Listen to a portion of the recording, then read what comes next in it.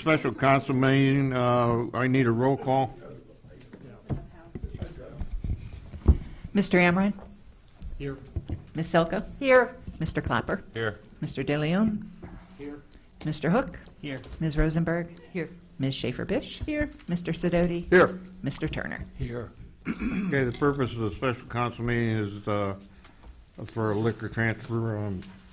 Hope, do we need to speak to that, or? These are, and Bridget can help with the All right. first one, but these are typically, the reason they're on here is because they need to be getting back to liquor control. The first one is just a transfer from Waziva to Vonish LLC, and the chief had no objections. So I'll need a motion, Second. second by Gwen. Any discussion? All in favor, signify by saying aye. Aye. Opposed, same sign. Thank you. 2.2 is a liquor license request for transferring license from Spring Brang Enterprises to Beware the Leopard at 176 East Main Street, Unit B, Kent, and it was received on December 30th, 2024. Chief Shear had no objections. The Trex was approved by council on September 18th, 2028, or 2024. We'll move to return with no objections. Second. Second by Gwen. Any discussion? All in favor, signify by saying aye. Aye. Opposed? Okay, that is done. So we're adjourned on a special council meeting. We're going to move into the committees. First one, Committee of the Whole, is the pending list. I'm going to ask for a motion because Dave could not be here to take that up and do it in February instead of tonight. So can I have a motion? So moved. To the agenda. Second. Okay. Any discussion? Seeing none, all in favor signify by saying aye. Aye. Opposed, same sign. We're going to move into community development. Gwen? All right, we've got an update of Part 13 of the City Building Code related to fines and penalties, and Bridget's going to be coming up to discuss that with us. Too many papers. Already looked on.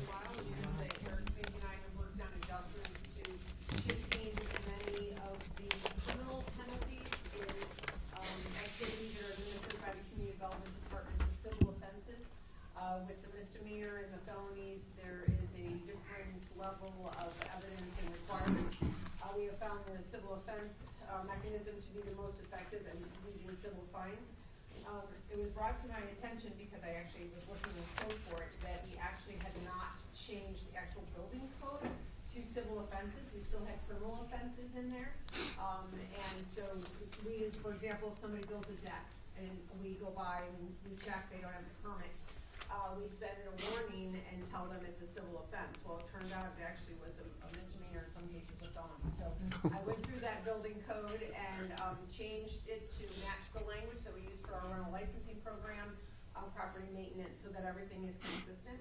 I will tell you, I'm going to be back next month because I did notice some other things in this chapter that need to be addressed. One is that the property maintenance code was actually made its own chapter 14 back in about 2010, and the former law director at that time had not stricken the property maintenance code sections that were under the building department, the building code.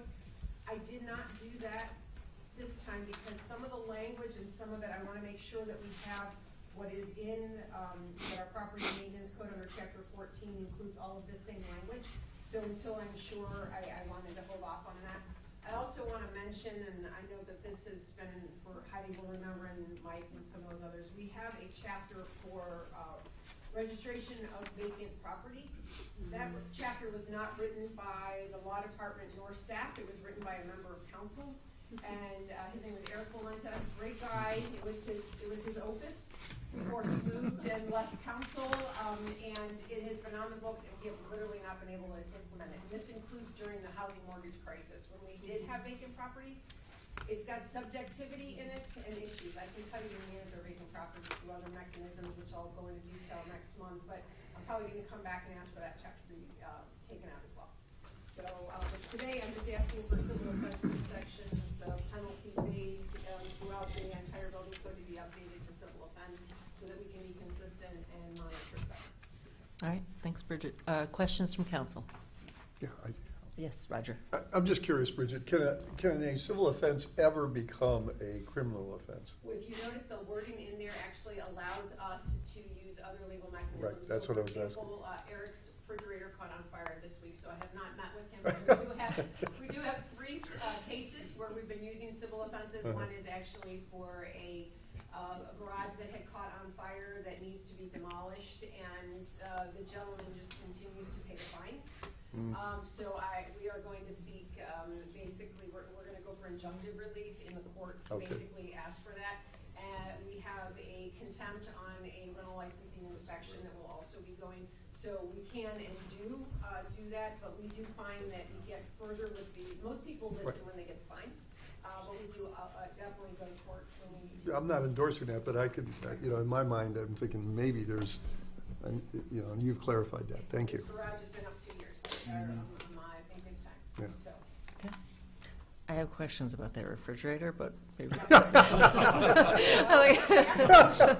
were bird marks inside the meat in the freezer. I'm like, Oh. I know.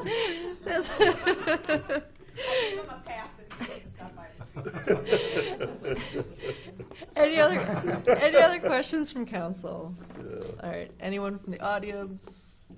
I doubt it. There's nobody here. Okay, back to council. Do we have any action to be taken on this? Do you want? Yeah, it needs to be approved. Okay, then I move that we approve with the emergency clause, the amendments there. Second. All right. All those, I guess, discussion? No? Okay, all those in favor? Aye. Opposed?